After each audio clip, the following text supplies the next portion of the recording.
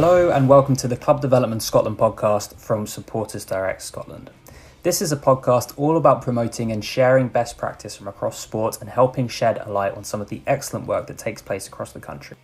Although this isn't a completely new podcast, and you might have heard some of our masterclass episodes on legal structures and volunteering in the past, this is the start of a newly structured series of podcasts specifically for community clubs of all shapes and sizes.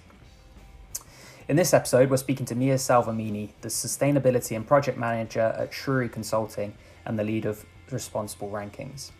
Now, if you've not heard of the Responsiball Rankings before, don't worry, as Mia explains all within and discusses how Scotland has performed within the 2020 edition of the table. So I hope you enjoy listening to the interview with Mia as much as I did doing it. Thank you very much for joining us today. I thought maybe you might be able to tell us a little bit about what Responsiball is and how it came about and who are kind of some of the key people behind it. All right, so Responsiball is an initiative that was started by Rolf Schwery and Daniel Cade in 2010. And it started as a result of some of the work that they had done during the 2006 World Cup and 2008 Euros. They were doing research, Rolf in particular, on social responsibility in football. And then Daniel joined on with Rolf, and they realized that there really wasn't a great overall understanding of what football clubs and leagues all around Europe and then around the globe were doing in terms of social responsibility.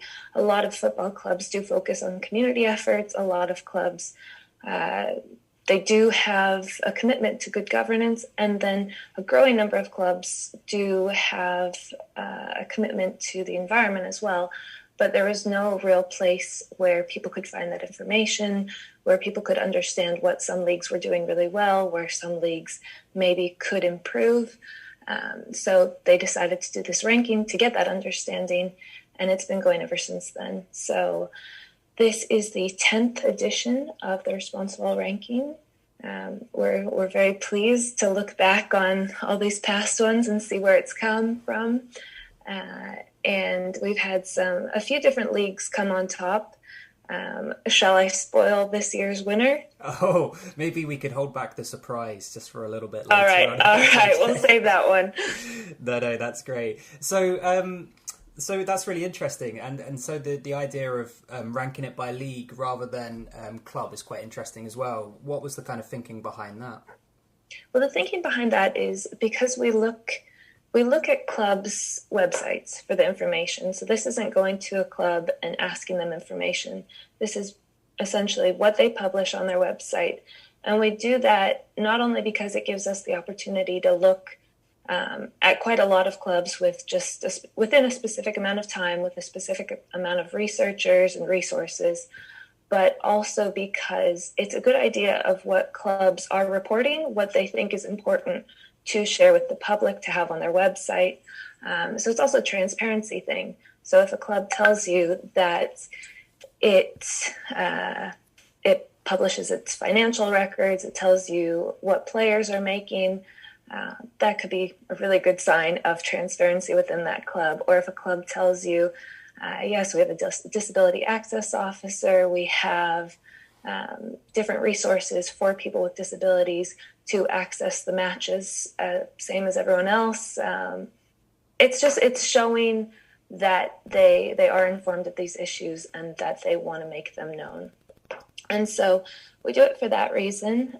We don't share what the clubs have ranked individually because they could be doing a lot more that they don't tell us about, and we don't want to call them out if perhaps they are doing more. If they'd like to do an individual audit, they're most welcome to do that.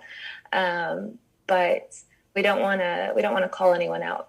But we do want to get kind of an overall average from all of the clubs in the league, and then by looking at that, you get a better picture of what that league, what's kind of happening, what the trends are. So it's not completely accurate, I'll say that, but it's pretty close based on what is reported and what is shared publicly. Yeah, that's great.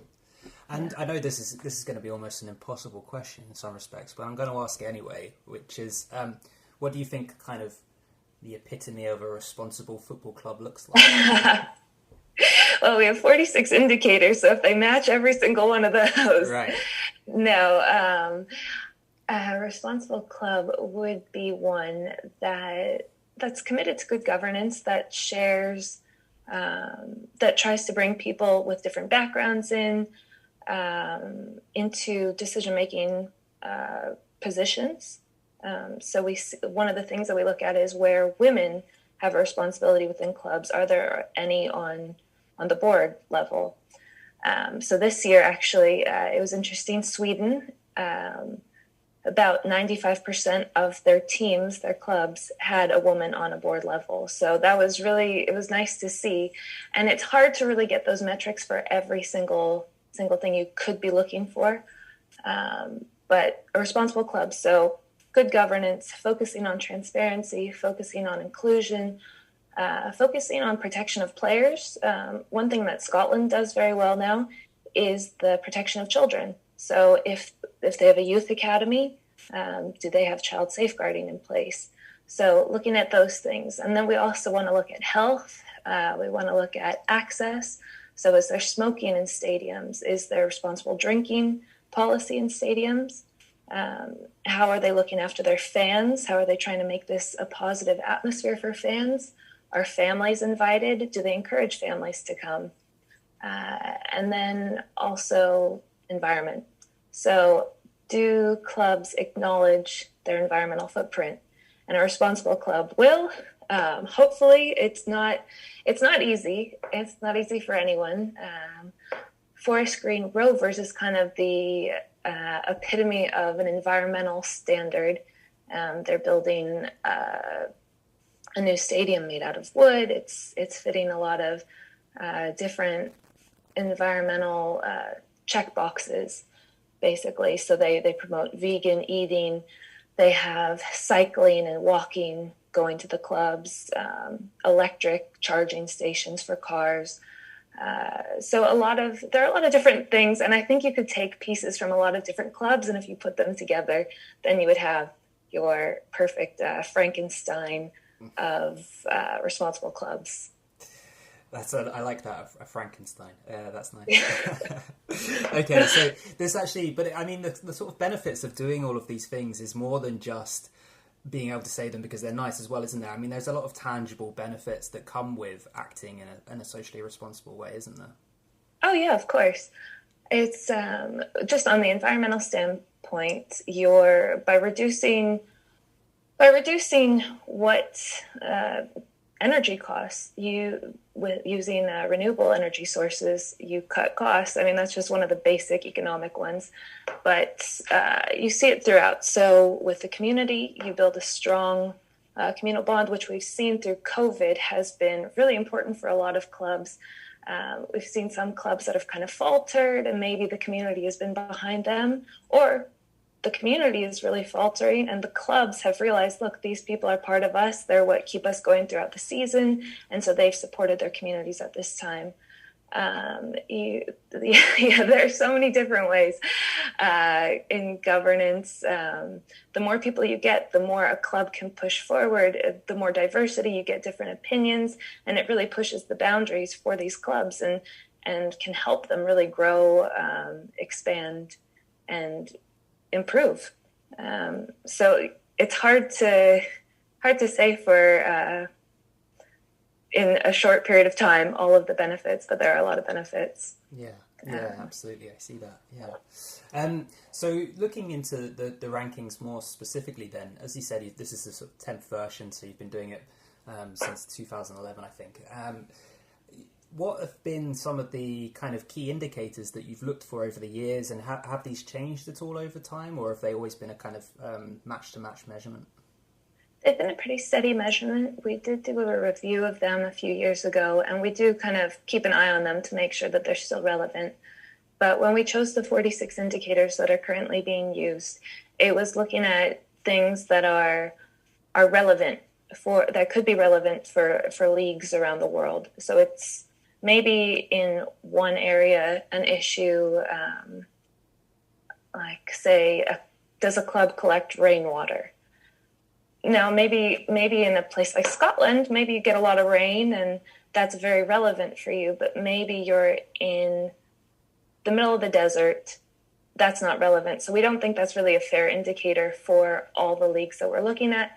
So we tried to pin it down to things that were really universally applicable. And there were 46, and there are probably a lot more. But just a few examples that we always look at. We look at the highest governing body. So again, I mentioned women. Another thing that we look at is, do some supporters, do they have access to the decision-making body, or are they democratically represented? We look at the club's constitution. We look at CSR reporting, sponsorship as it goes with CSR. We also look at community. So again, the Disability Access Officer is their accessibility information for disabled supporters. How are they trying to bring people? How are these clubs trying to include as many people as possible? So we look at ticketing prices. Is it accessible for people, or is it too expensive for families to come on a Saturday afternoon? Supporter liaison officers. We look at fan organized carpooling, transportation, waste management, energy, water saving, lots of different things, but they're pretty universal, and they're set, for the most part. Great, thank you so much. Okay, so I suppose moving on to the drum roll part of the session, which is this year's Responsible rankings. Could you, these haven't been, publicly released yet, but maybe you could shed some light on what would be coming top, or who will be coming top rather, of this year's rankings. Did I get a proper drum roll for this? I'll see if I can add one in afterwards. Yeah. All right. So we have, I'm going to go through the three first. So we have our three topics: governance, community, and environment. So on top of governance this year, we have Sweden, and they're reclaiming their spot from last year atop the governance. Community, we have Germany. And environment, we have Germany on top for the first time. And the overall is Germany. So we're very proud to announce that the German Bundesliga did very well this year. And that's because of their continued commitment. And we've seen it just in the different initiatives they've done. Their growing commitment to the environment is great. And obviously community work. So it's good to see. Congratulations to them. Yeah, absolutely. Yeah, congratulations to the Bundesliga. I suppose that's not going to be a huge surprise to people in Britain. We sort of have this very idyllic version of German football, particularly in some parts of Scotland, around things around fan ownership and the 50+1 rule. So, oh yeah, they're great with that. Absolutely. So it's great to see them come top, and I know they have a lot of very progressive clubs that are doing, particularly around environment, as you say, and so no, that's great to hear. And how has this year been affected by COVID? I suppose in terms of how you've done your reporting, but also in terms of how the clubs have been operating. Yes. So this year, when we did the reporting first, we begin our reporting towards the end of the season, so around May. And this year, with March being kind of a shutdown of football, we weren't sure if we'd even do the report, because we just didn't know what was going to happen, as no one did. So we went forward with it, but at that point, a lot of clubs had not necessarily taken things away from their websites, but there was some information that just wasn't available anymore. And so that's one thing that we want people to realize, is that, for example, clubs remove ticketing information, or perhaps information on how to get to the stadium, or access information, because it wasn't relevant if you don't have fans. And so without that information, it's, for our ranking and with our indicators, it's a loss of points. But a lot of them actually do great work with those issues. And for the most part, they've really worked within their communities. That's one thing actually we've seen a rise in, not just in the ranking, but just in overall club football news. You see so many great stories coming out of coronavirus about clubs and communities, and you see them working hand in hand, whether it's AS Roma, delivering to the elderly around Rome. Or in England, they opened up stadiums so that the healthcare workers could stay at the hotels there, or have access to more space. So you do see examples throughout the news that really were uplifting in terms of how the club acts with its community, and then how the community in turn supports the club as a result of that. And so that's been one of the really nice takeaways from this year. I mean, in spite of such a horrible thing to happen with Corona, I'd say that's really a positive that's come out of it, is that you just see these clubs recognize how important their communities are and really a lot of them take a step forward with their efforts in the communities. Yeah, absolutely.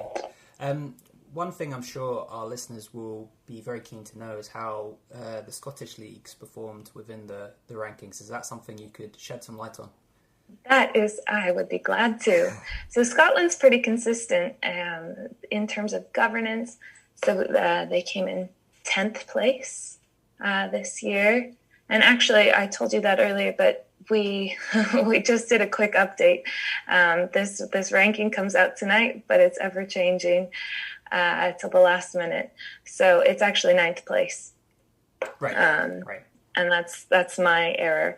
So 9th place in terms of governance, and Scotland's been very consistent with that. And actually, one good practice that I'm going to mention from the Scottish League that we included within the report is from St. Mirren. So we do incorporate a few good practices within the report. And one thing, as I mentioned earlier, Scotland's commitment to child safeguarding is really one of the exemplary ones across the board of all the leagues that we've looked at.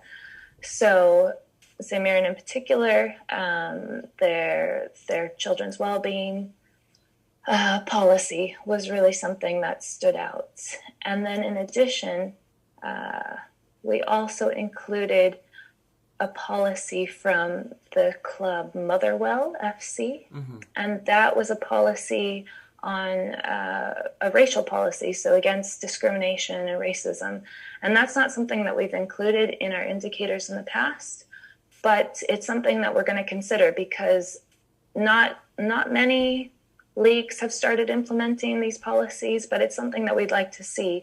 And so that, you go back to your question about a responsible football club, it's one that also promotes anti-discrimination, promotes inclusion, diversity. And so by having these policies against discrimination, against racism, and clearly stating not only that they're against these issues, but also that they will take steps to end the harassment if it happens during a match. And then actually implementing those steps, that's really a great sign. And so that's something that quite a few of the Scottish clubs had. So that's really positive to see. Then in terms of community, Scotland is right up there in, 7th place. So that is a good sign. And Scotland, just you can see it throughout.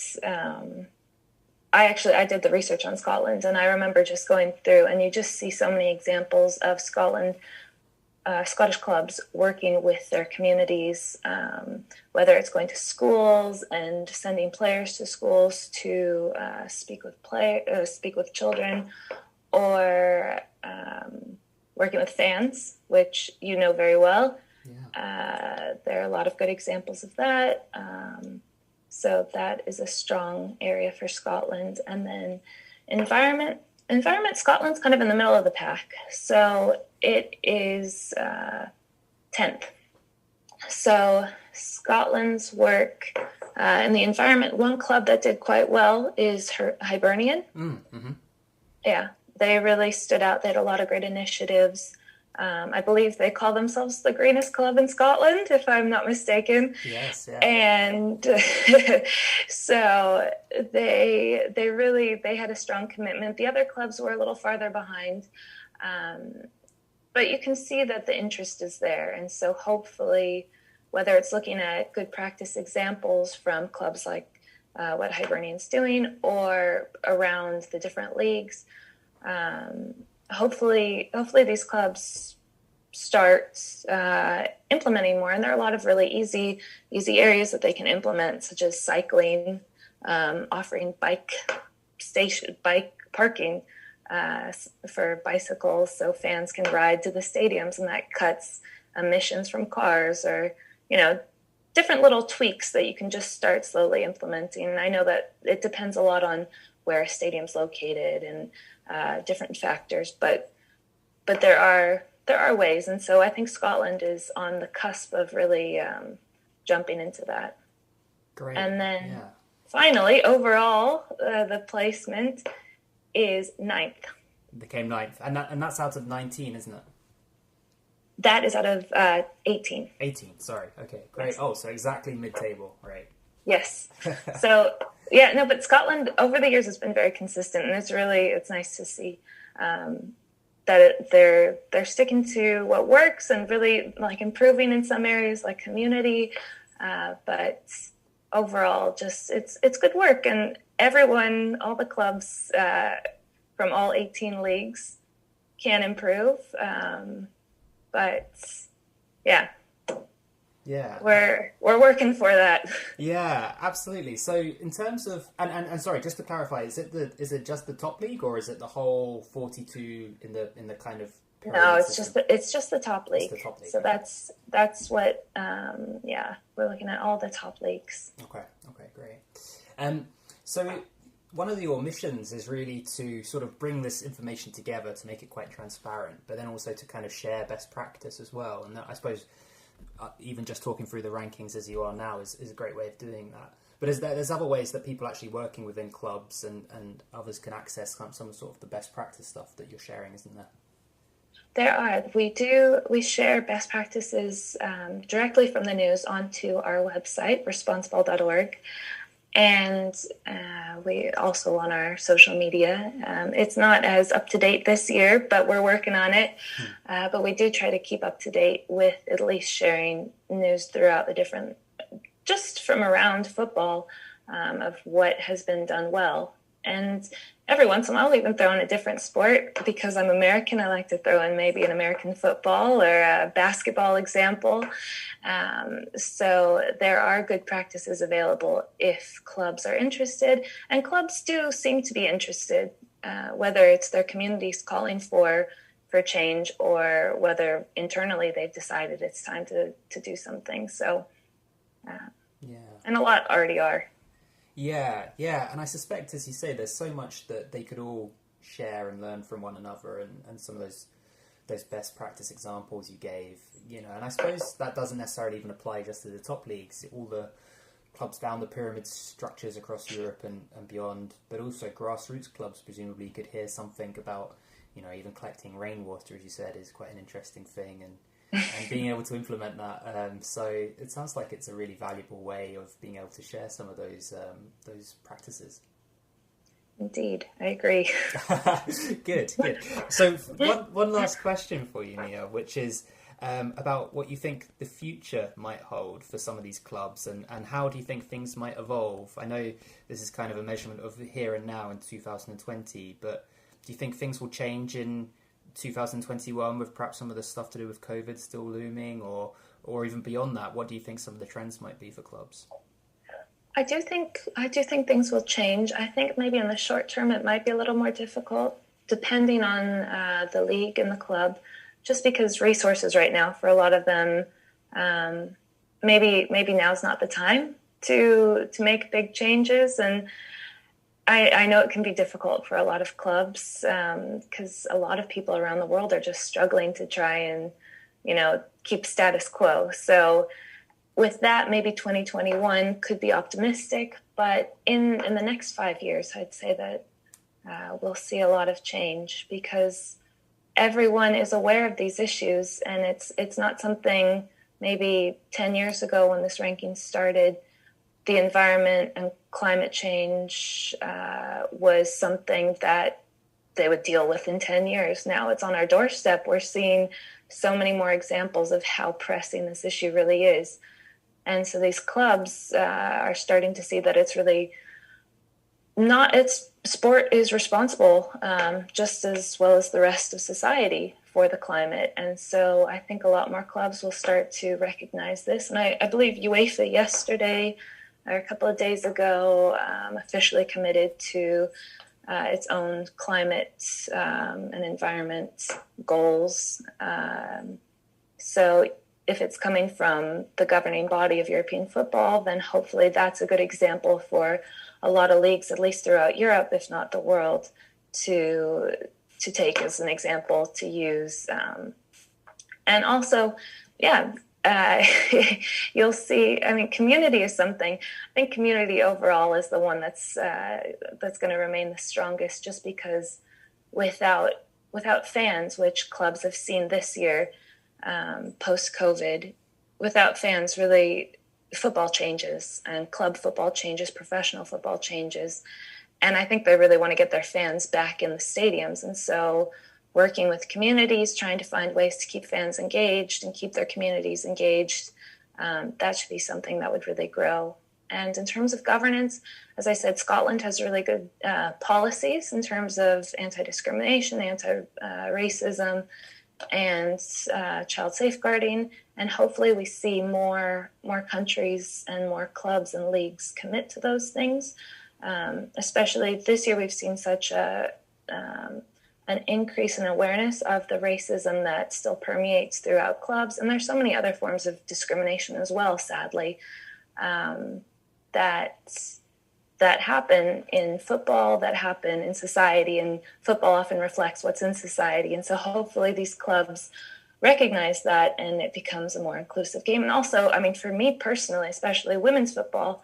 And so in this year's ranking, we're going to highlight just certain aspects about women's football. And we're hoping in the future to do a Responsiball ranking of women's professional football as well. So you heard it here first. Breaking news. That's fantastic. Yes. That's great. So that will be a kind of a similar study, just looking specifically at the women's game. It'll be, yeah, if we can, we'll try and do with the same indicators. And unfortunately, women's football doesn't seem to have the resources that men's do. I've already done a cursory look at a lot of different club websites, and women's football, there's just not as much information available, unfortunately. So I know a lot of women's teams are working with their communities, and they're trying their best to be on top of these issues, but they're also struggling for footing and for funding and for recognition. So we may have to adapt our indicators a bit just for the particular situation. But we're gonna try, because women's football should be just as accountable for these things as men's, and we think it's really important that football in general sets a good example for society in terms of these issues. Yeah, absolutely. And I know that the women's game in Scotland is sort of developing quite quickly now in comparison to sort of previous years. It's more clubs are enjoying the backing of, I suppose traditionally men's teams that are investing into the women's sections of the club. So I guess as that grows, it'll be more interesting to see how that sort of tops up within the reports in terms of what's the women's teams are doing in those areas. Yeah, it'd be great to see, and it's great to see the men's clubs that are supporting it. It's really nice to see the men stand up and support their counterparts, both on and off the pitch. So. Yeah. Well, thank you so much for your time. Really appreciate you coming and giving us a couple of exclusives there as well. Thank you, Andrew. Great to have you on and to hear more about the rankings. And so I know you've already mentioned it, but if people want to go and check them out for themselves, where can they do that? They can check it out on our Twitter feed, which is Responsiball, Ball at the end, or they can visit our website, responsiball.org. Yep. Okay, great, and I will include that in the program notes as well, so people can click through if they're listening to this and fancy checking them out. So, thank you again. It was a pleasure to talk to you. Thank you. It was a pleasure for me. So there we go. That was Mia Salvemini discussing this year's Responsiball rankings. It was really great to see that the SPFL is packing a punch in terms of the size of the league and the clubs within it, in terms of the ranking. especially in the kind of areas, as they mentioned, of community governance, environment. If you look at some of the other leagues in that part of the research, it was really impressive to see the SPFL ranked so highly. So I think that's credit to the work that clubs are doing. It was also really lovely to hear some nice practical examples that Mia had picked out of clubs doing great work, and that included, Motherwell, St Mirren and Hibs, as she mentioned, which I noted were all clubs that have significant fan involvement, so that's nice as well. I really would recommend checking out the rankings when they go live, and indeed the Responsiball website. I regularly do just check it to see what kind of information that they're sharing within that. They're obviously doing research pretty much throughout the year, it seems, so they're always sort of scanning other clubs' websites and being able to share that information and some of the examples of best practice from across Europe. And one central hub is really valuable, and I think that doesn't really even matter what kind of club and the size of the club that you're involved with. There might be something that you can apply to your club, whether that be a small grassroots club with a couple of teams, or a huge SPFL club with a massive fan base. There'll be different things that you can apply to improve the environmental governance and community aspects of the clubs that you're involved with. I should also note that Mia got in touch after the podcast to say that some of the numbers that she mentioned for Scotland have changed. So as it stands, out of the 20 leagues, Scotland's rankings are 10th for governance, 8th for community, 11th for environment, and they came 10th overall. So again, 10 out of 20, very much mid-table, very good considering, as I say, the size of the clubs and the other leagues involved. So highly recommend checking that out if you get a chance. That's it for this week's podcast. Hopefully you enjoyed listening to it. We'll be back with another podcast next week. Hopefully you can join us then. And in the meantime, you can check out what we're up to at the Club Development Scotland website, which is www.clubdevelopment.scot. See you then.